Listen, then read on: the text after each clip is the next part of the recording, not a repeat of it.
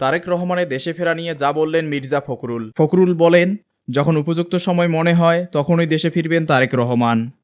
এ সময় অন্তর্বর্তীকালীন সরকারকে সর্বোচ্চ নিরপেক্ষতার অবস্থান বজায় রাখার আহ্বান জানিয়ে তিনি বলেন, কোনো মহলে রাজনৈতিক ফায়দা হাসিলের এজেন্ডা যেন সরকারের মহাকর্ম পরিকল্পনার অংশ না হয়, সেদিকে সজাগ দৃষ্টি রাখতে হবে। তিনি আরও বলেন, বিদ্যমান ফ্যাসিবাদ বিরোধী জাতীয় ঐক্য এই দেশ এবং দেশের মানুষের মূল চালিকা শক্তি।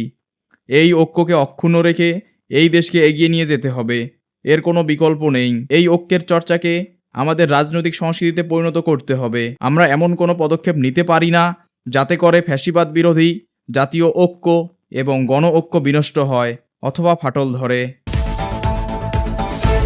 বিচারের আগে আওয়ামী লীগকে নির্বাচনের সুযোগ না দেওয়ার দাবি খেলাফত মজলিসের। বিচারের আগে আওয়ামী লীগকে নির্বাচনের সুযোগ না দেওয়ার দাবি জানিয়েছে খেলাফত মজলিসের মহাসচিব ডক্টর আহমদ আব্দুল কাদের। শনিবার সকালে জাতীয় সংসদের এলডি হলে জাতীয় ঐক্যমত্য কমিশনের সঙ্গে সংলাপ শেষে সাংবাদিকদের তিনি এ কথা জানান। আব্দুল কাদের বলেন, 166টি প্রশ্নমালার স্প্রেডশিটের 140টিতে একমত পোষণ করেছে কমিশন, 10টিতে একমত নয় এবং 15টিতে আংশিক ও 1টিতে আলোচনার প্রয়োজন রয়েছে।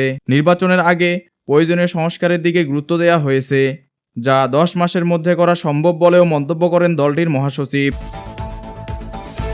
কুড়িগ্রামে আলোচিত সংঘবদ্ধ ধর্ষণ মামলার প্রধান আসামি গ্রেপ্তার। শনিবার সকালে রাজারহাট থানার ভারপ্রাপ্ত কর্মকর্তা ওসি তসলিম উদ্দিন বিষয়টি নিশ্চিত করেছেন।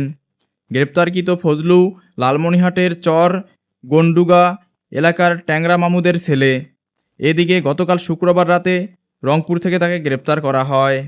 খোঁজ নিয়ে জানা গেছে, গত 2 মার্চ আত্মীয়তার সুবাদে রাজারহাটের ঘড়িয়ালডাঙ্গা ইউনিয়নের সুলতান মাহমুদ গ্রামের ভুক্তভোগী কিশোরীর বাড়িতে যান গাড়ি চালক ফজলুল হক ও তার স্ত্রী। এ সময় বাড়িতে কেউ না থাকার সুযোগে অস্ত্রের ভয় দেখিয়ে কিশোরীকে মোটরসাইকেলে তুলে লালমনিরহাট সদরের চর গুকুন্ডা গ্রামে নিয়ে যান তারা। পরে স্ত্রীর সহযোগিতায় কিশোরীকে তাদের বাড়িতে আটকিয়ে রেখে 18 দিন ধরে ধর্ষণ ও মোবাইলে ভিডিও ধারণ করে ফজলু হক ও তার সহযোগী সেলিম।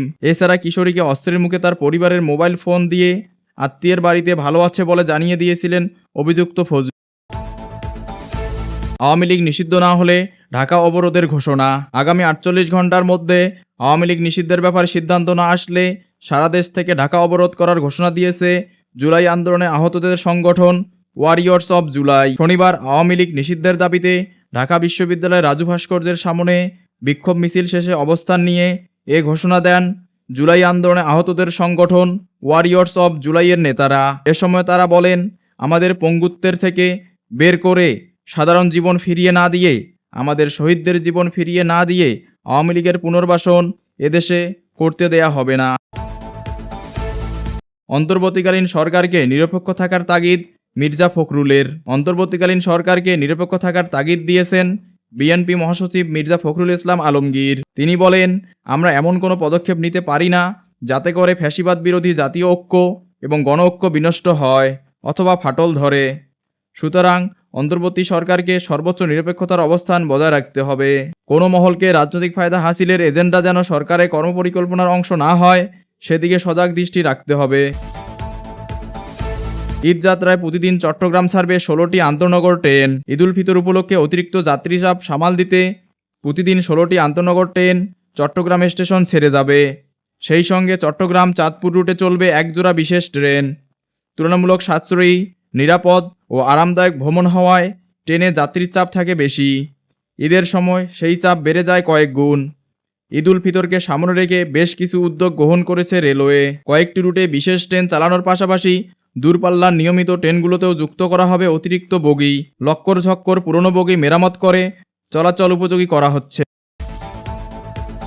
রাজনৈতিক দল গঠনে রাষ্ট্রযন্ত্রকে ব্যবহার করা হচ্ছে মির্জা ফখরুল। কোনো কোনো উপদেষ্টা রাজনৈতিক দল গঠনে পরোক্ষ ও প্রত্যক্ষভাবে জড়িত থাকায় জনমনে সংশয় তৈরি হয়েছে। রাজনৈতিক দল গঠনে রাষ্ট্রযন্ত্রকে ব্যবহার করা হচ্ছে, এমন অভিযোগ করেছেন বিএনপির মহাসচিব মির্জা ফখরুল ইসলাম আলমগীর।